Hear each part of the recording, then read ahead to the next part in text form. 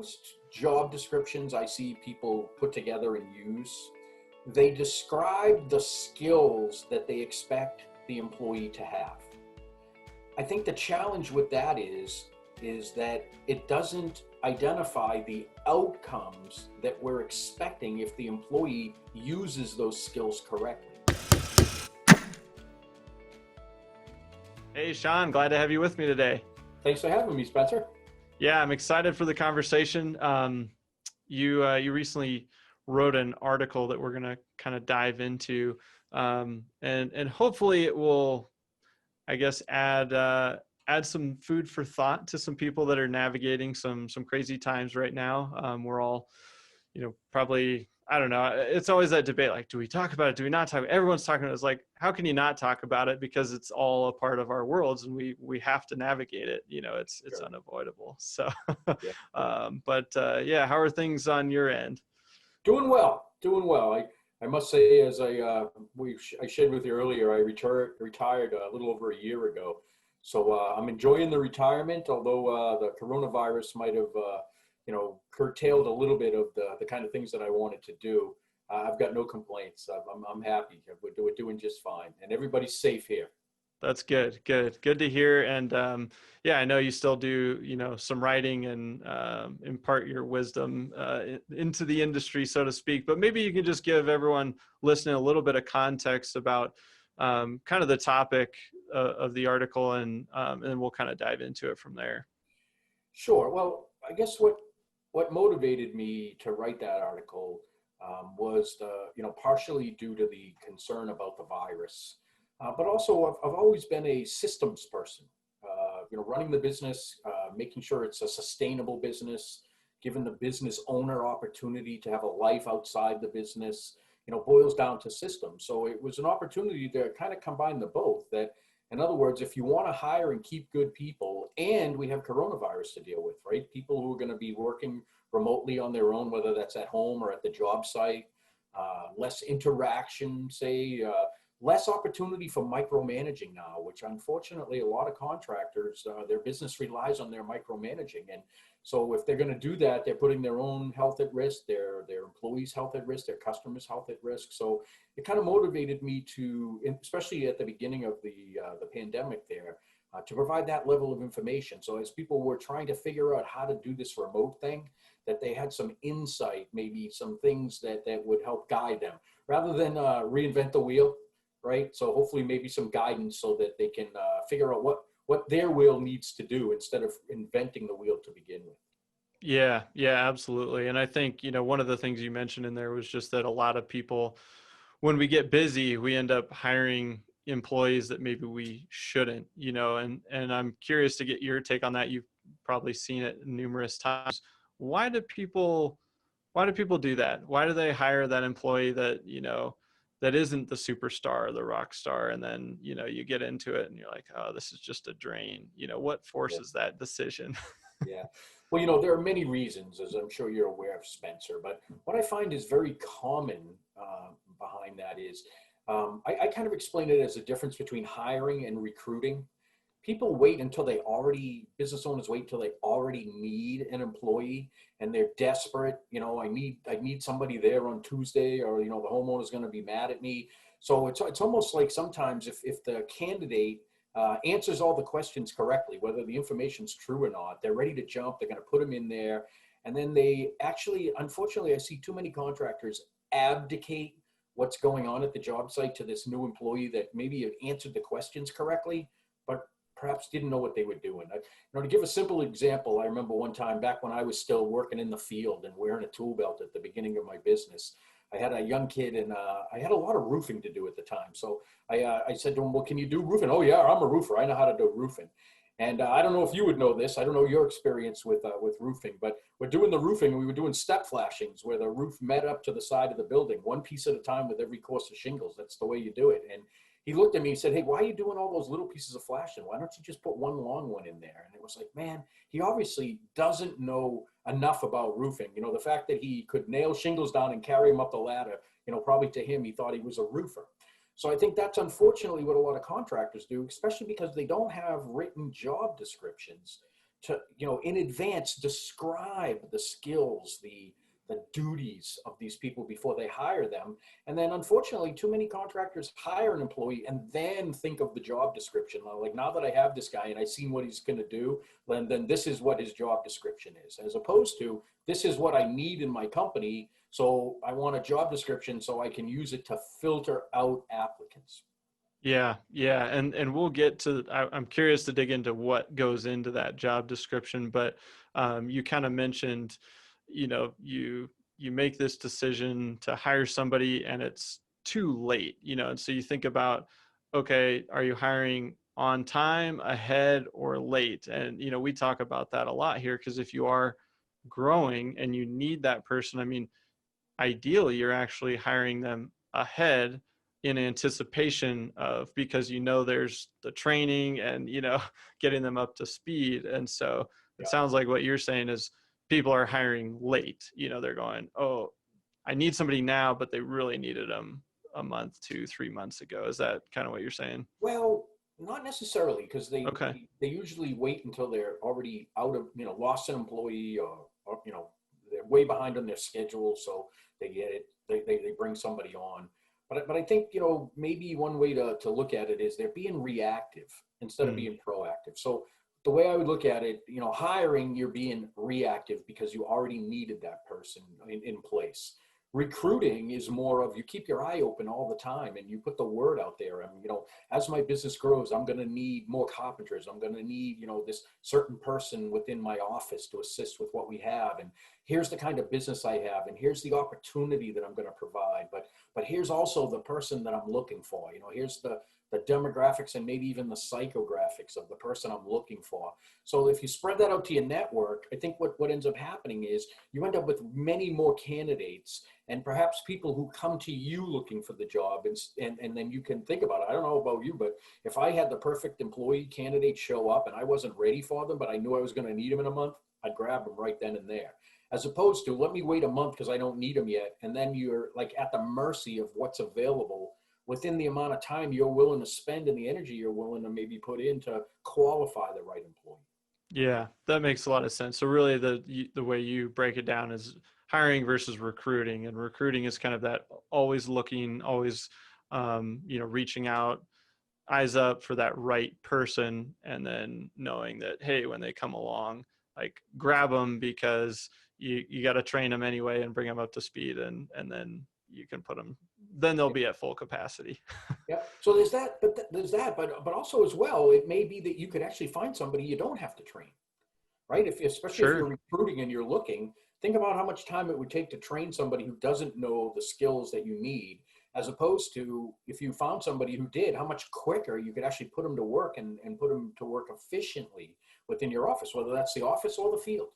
Yeah, fair point. Well, and I think that leads us to the job description, which, if you write a really good job description, then hopefully you can find that person that doesn't need as much training. But it also probably does a number of other things for you. So what are kind of some of the bigger mistakes that you see with a lot of guys that are writing job descriptions that aren't doing what they want them to really do? Well, the first big mistake is just not to have them. But unfortunately, that's probably the majority. I would hazard to guess at least 80% of contractors under 2 million just don't have job descriptions, and not even for themselves. They should have a job description for their own responsibilities, in my opinion. Beyond that, I guess one of the biggest mistakes I see is they just hunt for one online. Oh, I found Mm, one for a carpenter. That's it. That's good enough. Right. So to me, if you think about it, depending on what your company does, if you're doing kitchens and baths versus you're doing, vinyl siding, that's two completely different job descriptions and perhaps even skills. And it doesn't mean that one person is, more valuable than the other because they're a roofer versus a kitchen installer. It's the value to your business, right? Again, if you don't hire the right roofing, your roof's going to leak. You gotta get the right person involved in that. So that's what I think is that, maybe one of the bigger mistakes is just finding something from somebody else and putting it to use. Unfortunately, contractors do that with their contracts as well. So it mm. may protect the other guy if that guy got a lawyer, but it may not protect your business. But you're thinking you got a deal because you got it for free. Yeah, That's the yeah. problem. That's a big mistake there too, getting stuff for free, thinking you're getting the value. That's a trap. You know, it's easy to fall into. Oh, it's free, but then it ends up causing more damage than free. So, so where do you recommend people start with these job descriptions? I know you said, you know, most people don't have them. So if somebody doesn't have one, you know, you just start writing, or is it, you know, are there some key elements that you like to include in that? You know, you've already mentioned that you don't want to just copy and paste somebody else's or hire them and then write it, you know, so what does it look like writing it first? Well, I guess there's nothing wrong with collecting different job descriptions to see how others have already done them. That's one of the ways that I learned way back when, you know, before I became a consultant and I was, you know, just starting myself. It's look at what others did. And then what I would typically do is make a hybrid out of the different things that I found, bring them together. Mm-hmm. So what I guess I would recommend to people is, you know, well, how about this? Most job descriptions I see people put together and use, they describe the skills that they expect the employee to have. I think the challenge with that is that it doesn't identify the outcomes that we're expecting if the employee uses those skills correctly.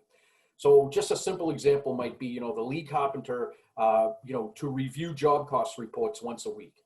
Okay, well, I can just check off that box. I reviewed them. Well, Yeah, what was the easy enough. purpose of reviewing them? You know, is it review job cost reports once a week to be prepared in the production meeting to share any variances with the estimating team so we can update our estimating assumptions once a week? That would be just one example of what I call a performance objective when you're writing job descriptions. What is the outcome we're expecting if the employee is properly doing their job?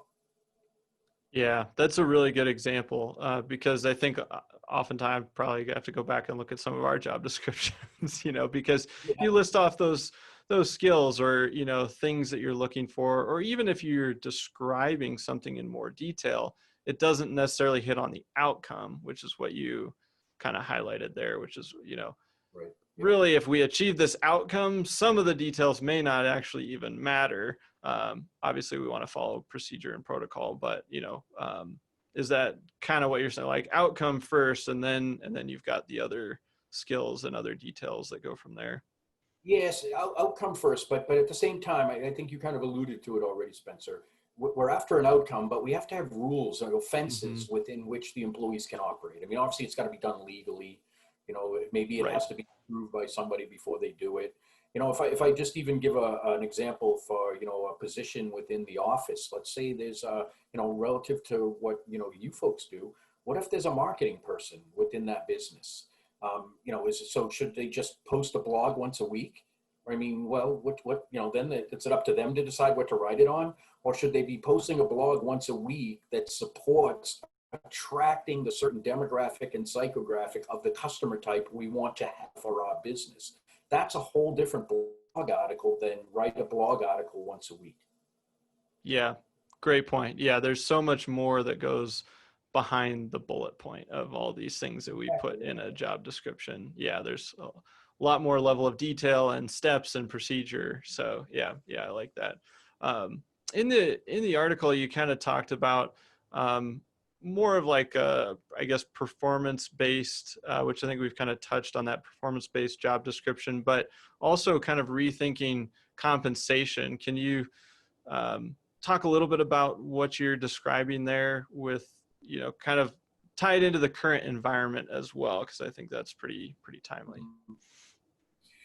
Well, on compensation, I guess be a couple of things I would recommend. Depending on the job position. Now, if we've got a carpenter's helper, it's going to be pretty clear that that's probably just going to be a, you know, an hourly wage for something like that. But if we're talking a production manager, rather than an hourly wage, which basically means if you show up, we'll pay you, and we'll pay you, gosh, 70, 80, $90,000 a year, depending on the market to get a good person in there. I don't know that that's necessarily wise. I would say something different based on performance would be a better way to pay a production manager. So for example, how about the production manager gets paid based on the number of dollars of gross profit that the company actually earns? So if there's a goal to earn $500,000 of gross profit this year, can that be tied to then the production manager's compensation? That if he only helps us pull off 400,000, then maybe he's only going to get 4/5 of his anticipated salary for that year. The bottom line is, if he doesn't help us do enough gross profit, we didn't earn enough money to cover his salary and or the rest of the overhead. So that's one example of what I would suggest is performance-based. The other piece of it, though, is the reality of, especially right now, I was having a conversation with, perhaps I think you know Mark Pascal. Oh, yeah, yeah. Yeah, I had a conversation earlier today with Mark, and he was talking about how very difficult it is for his clients right now. He does a lot of coaching with contractors. Very difficult for him to find carpenters and even others, you know, for people in the office, managers for in the office, that they're just not out there right now. Nobody's available. If they're good, they're working. So I think that is a difficulty. And then just realistically, if you want people to come into this industry and work as hard as it takes to work in it, maybe the exposure to the weather, the physical side of it, I think you have to pay adequate for them to take your job versus some other more cushy job where they can sit at a desk and they, you know, not going to damage their fingernails going to work during the day. And I think, you know, also part of that is our industry, I think, needs to step up here. You know, maybe one way it's, you know, a little bit satirical, but, you know, how many mothers say, hey, you know what, I think when you grow up, you should become a carpenter. That way you can work outside in the freezing cold all the time. You can worry about whether you're going to get 40 hours a week. You can get to work at unsafe job locations all the time. And you know what? You'll be working with other people that'll just scream at you if you do something wrong during the day, right? I mean, and unfortunately, Sounds like a blast, yeah. It's unfortunately very true that a lot of those kind of things happen with in our industry. And then also what mother's going to say, and you should definitely get a job that doesn't have any benefits or any vacation time. And then that way you won't have any health care and you'll be like a lot of other Americans without health care, right? They're just not saying that stuff. So who wants to come into this industry if the compensation and the benefits that go with a package aren't there? They're going to go to another industry where they can get those things. And as I said, the physical side of this industry, which I think can be a plus for a lot of people, it can really help them. On the other hand, you know, there are a lot of people that are afraid of that physical work, especially when it's cold outside or too hot outside or something like that. Yeah. So digging into that a little bit deeper, where do you think the opportunity is for most of these contractors? I mean, is it in leveling up the comp package and trying to, you know, steal people away from other companies? As you said, that like they could be working somewhere else. And so there's got to be something better. Is it culture, or do we need to just kind of invest in training and pulling people into the industry and then saying, hey, here's the path? Is it a combo of everything? Like, where do you think the moves to be made are? I know you probably see and think about this a lot. Yeah, well, obviously you've got some experience working with contractors. You hit a lot of the nails right on the head. I mean, it's all of those things that some of them business owners may have already, and some of them there may be a deficit of those things at their business. I guess, you know, here's the thing is and you also mentioned, you know, you would have to steal employees. And some people say that, including I would say that, you know, you're probably going to have to steal somebody. I don't know that you physically want to go steal somebody. Sure. I think the idea is you offer them an opportunity that's better than the one they have right now. So they're willing to switch from the comfort level they may have in their current job to take the risk to move over to something they perceive is going to be better. That's how I would suggest you do it. So rather than, you know, I guess here's the thing. If you're going to steal somebody by paying $2 more an hour to get them to come to your company, that same person is going to be stolen by somebody else for another $2 an hour. So what you've got to do is offer things that they either feel and or just can't get at another company. So things that are very rare within our industry, you know, maybe in the larger companies, the replacement companies, there's a lot more benefits offered. But otherwise, your typical contractor is not offering any kind of retirement funding, any kind of healthcare coverage, or if they are, it's very little. Vacation time is kind of like, all right, well, when the boss takes a vacation, he'll shut the business down for 2 weeks, so you have to take your vacation that time too, right? Those are not going to help you attract the right people. So again, though, let's tie it back to, don't go out and try to hire now and steal people. How about if you were recruiting? If I said, hey, Spencer, I saw you coming in out of the lumberyard this past week, and I noticed that you're very respectful. You keep your truck clean. You're always well dressed and organized. And I see you keep a notepad. You don't come in here on a half a sheet of drywall with your materials list. You look like you could be a really good employee. I tell you what, if for any reason you'd like to consider a different opportunity than one you have, maybe my opportunity might be better. If you're interested in talking to me, here's my card. It was a pleasure meeting you. That's the kind of thing I'm suggesting you can recruit and then tempt them on that. Now, here's the thing though, if you tempt them with this great culture you have and, the opportunity for growth and all that, you got to make sure it's real. They're not going to stay very long and they're going to spread that word. So perhaps maybe part of the job descriptions that we were talking about earlier might include the career path. Like if I'm bringing you in as a carpenter's helper, well, what comes next? If you learn certain skills and you have certain experience at the job site, maybe then you can move up to become a carpenter. And here's how we're going to get you there. Not like, well, we'll see what happens when you get here.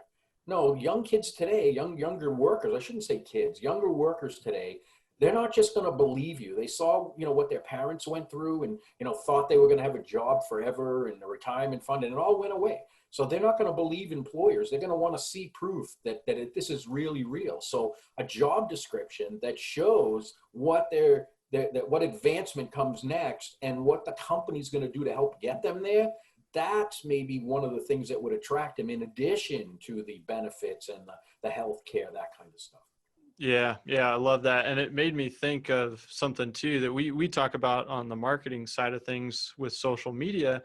A lot of people think that's, a branding marketing tool, but it's a really strong recruiting tool.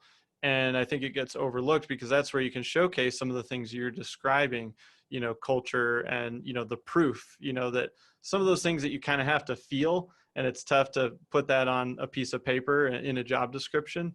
And people can go and they can check you out on social and see your team and see the types of things that you do and how you engage with each other. And I think I didn't really pick up on that early enough, but we've really seen that in the last probably 18 months, and people that have been coming to us and going, they get into the interview process and they are already mentioning like photos on your Instagram and, I went to your team page. I went here and here. And you're like, oh, okay. So I guess this stuff does really work. So yeah.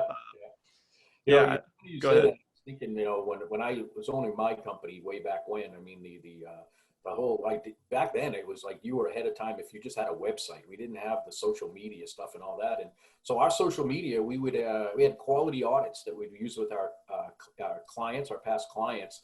And we would leave a section for comments, let us know what you thought. And a lot of times they would comment on the carpenters, the lead carpenters, and the subcontractors that went to the job site.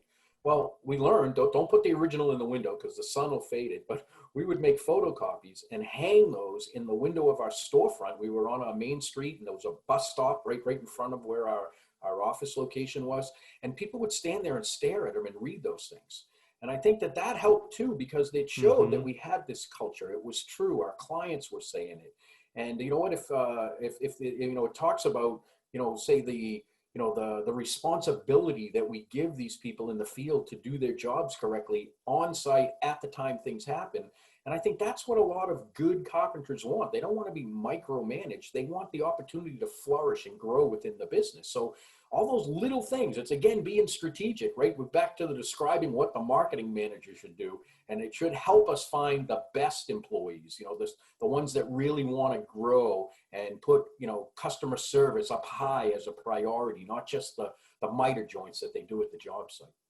Yeah. That's a really cool story. I like that. I'm sure, nothing better than watching people stand outside the store reading all those, those things. And I mean, that's exactly what social is today. I mean, it's just a different format. It's just a different medium, so yeah, there's always ways to get that out there. But I think to your point, it sounds like, like the dollars are important, but then you've got the whole package. So it's vacation, it's health benefits, it's retirement, it's culture, it's all these things combined. Like, how do you present a better opportunity as a whole? The one, so we don't miss it, you listed off a good list that we were talking about, Spencer. How about being appreciated? I think that's important, right? And way back when I worked with a consultant when I was young, starting in my business, and My employees told the consultant that I was a really nice guy, but I tended to really let them know when they did something wrong and didn't give them enough credit when they did something right. And I actually looked at the guy, the consultant, and said, well, what do you mean? They're still here, aren't they? I let them still have a job. And he said, well, Shawn, maybe that works for you, but most employees, they're looking for some feedback, right? And they don't just assume because they still have their job, they're doing well. So, it was things that I had to learn too from the beginning. So I share these things from the School of Hard Knocks, I guess is what I would say. Like, I went through them myself. I'm certainly not going to pretend to have been perfect my entire career on that stuff. Yeah, yeah, and that's one I feel like I have to keep relearning myself too, because I think if I don't know how you are, but I don't need a lot of that external validation. I'm fairly internally motivated, so I'll just keep going and going and going and going. And so if I'm like that, but I'm not giving it, and somebody else maybe needs that, then I'm not being aware enough. So well, that would being down to earth. What I would tell you, Spencer, is in order for me to do that, to start recognizing the good things my employees did, what I did was I always used, and I still to this day use, a paper calendar, right? A book. And what I did was I went in and at a certain hour of each day that I didn't already have something scheduled, I made a note to compliment an employee.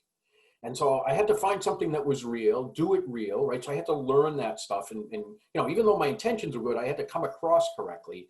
And what I found was when I did it, my employees loved it. The smile on their face, the spring in their step, their change in attitude. And it was like, oh my gosh, look at how great that is. And so after a while, I didn't have to think about it anymore because I felt good doing it. And I got a reward for complimenting them. And of course, it was a reward for them to be complimented because as human beings, we like to be appreciated. We like to hear that people like the things that we're doing. So I think, maybe that's an important thing for business owners. We're all so stinking busy just trying to keep up. Maybe you have to make time during the day to work on that culture part and figure out ways to appreciate your employees in a way that's genuine to them.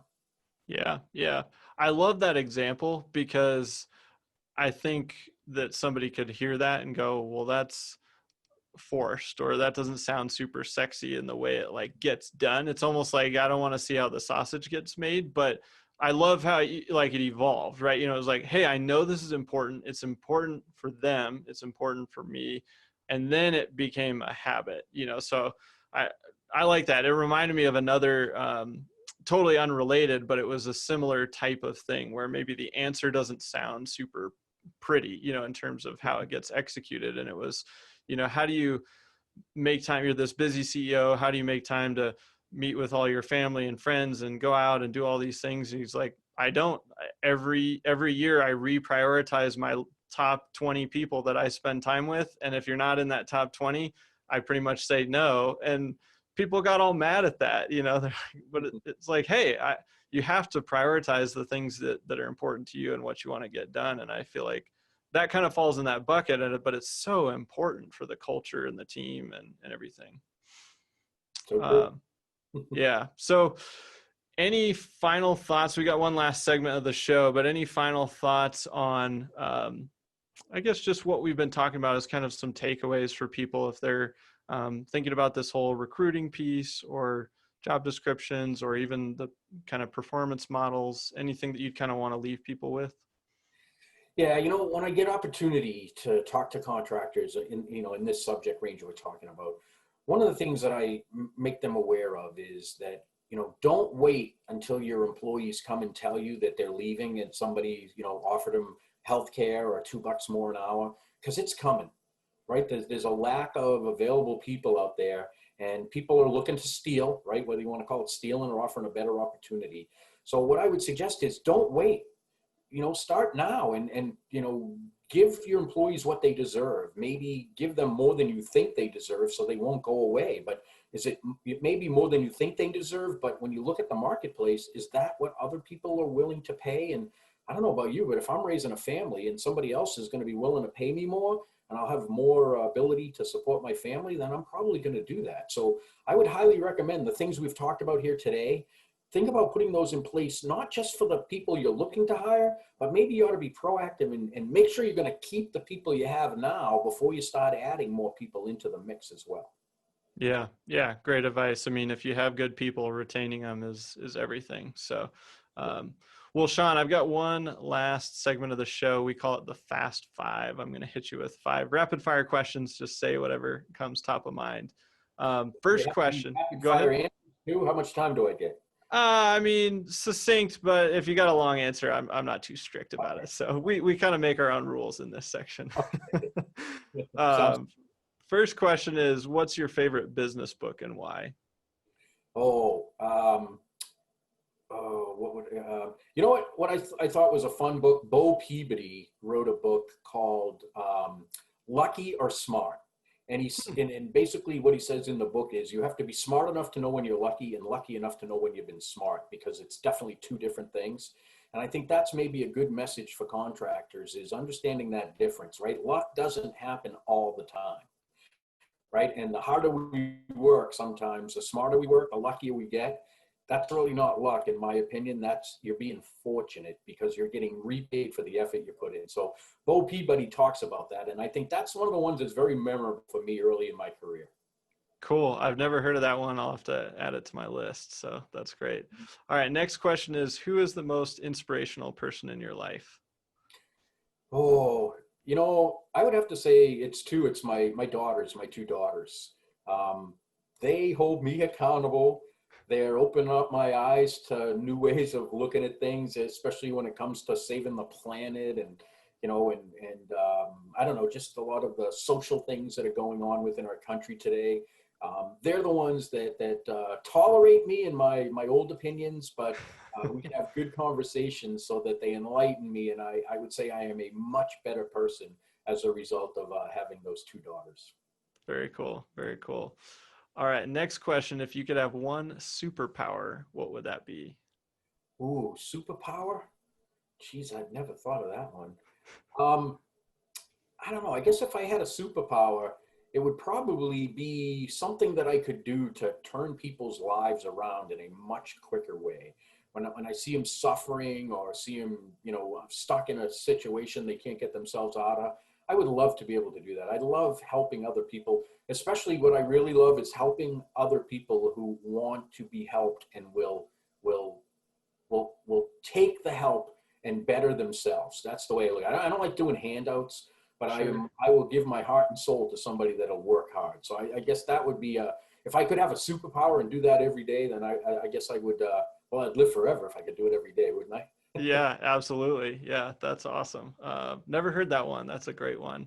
All right. Describe yourself in 3 words. Oh, jeez. Again, that's a tough one. I know I sprinkle in, some easy ones, and then I just hit you with those where you got to think. I would say 3 words. I would have to say precise, um, forgiving, and hardworking. Well, I guess, is that 4 words? I'll give you the hyphen on hardworking. Yeah. See, we make up our own rules. It works. Sounds All good. right. Final question, Shawn, is if you could leave our listeners with one piece of advice, what would that be?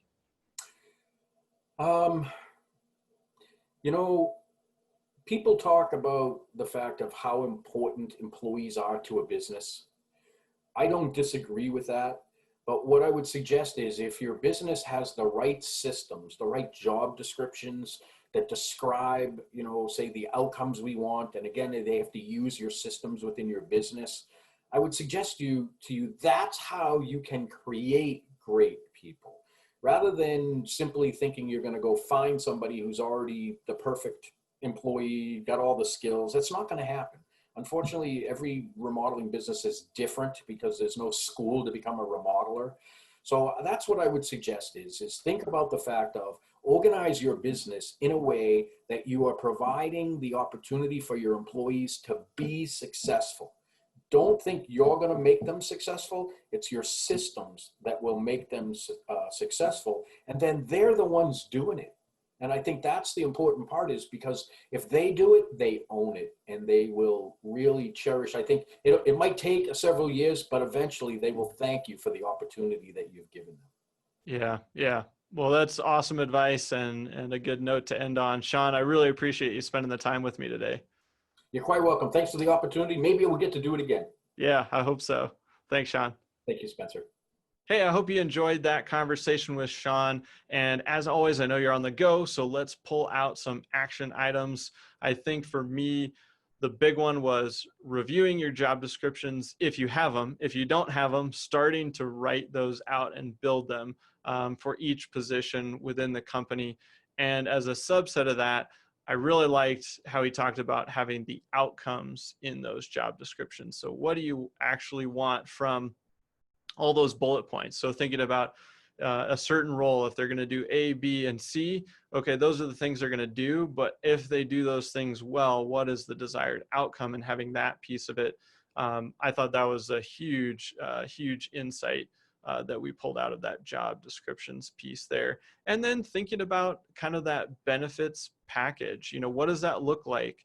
And if we're all competing over top talent right now and it's hard to find good people, how can you create a better opportunity within your company, whether that's growth potential and upside, or more flexibility, or more benefits, or whatever it may be. But thinking about what does that comprehensive package look like, and maybe looking at some of your competition and trying to look at maybe finding some of their job postings online, seeing if you can uncover some things about their benefits packages. That was a thought that ran through my mind as I was talking to Sean, was, I wonder if I could start making kind of a quick list basically of what are all the potential benefits or packages, and how could you start to build in more benefits to those types of things. So I thought those were two really powerful takeaways and things that'll really help try to solve this problem of hiring good people, keeping good people, and finding good people, which is a big challenge right now. So thanks again for listening, guys. As always, would super appreciate leaving a quick 5-star review or a comment. How are we doing? Here at Builder Funnel Radio, we are very dedicated to bringing in some great guests, some great content to help you guys grow. And so hitting the like button, hitting the review, leaving us a comment really helps spread the word. So thanks again, and we'll see you next time on Builder Funnel Radio.